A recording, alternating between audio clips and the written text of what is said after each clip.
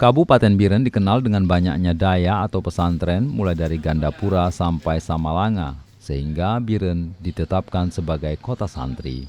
Salah satu daya tertua di Biren yaitu Yayasan Pendidikan Islam Darus Saadah Cotpuu, berlokasi di desa Cotpuu yang berjarak sekitar 2 km arah barat Gede Gandapura.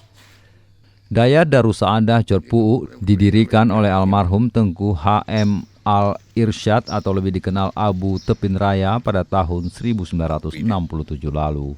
Pimpinan pertama daya tersebut almarhum Walid Abdullah dan sekarang dipimpin Tengku H.M. Yusuf Ali atau lebih dikenal Abun Cotpuu. Menurut Abun Cotpuu, Darus Saadah Cotpuu merupakan daya pertama yang dibangun setelah Darus Saadah Tepin Raya. Komplek daya ini luasnya mencapai 2 hektar lebih, dengan jumlah santri tercatat 200 orang lebih yang berasal dari Biren dan beberapa daerah lainnya di Aceh. Sementara guru daya mencapai 40 orang. Setiap Kamis malam dan Jumat siang rutin dilaksanakan juga pengajian untuk masyarakat sekitar Kecamatan Gandapura dan sekitarnya. Nyo, leo yang diu kerun doha diwe. Dari Biren, Yusmandin Idris, Serambion TV. Bela kerun doha diu.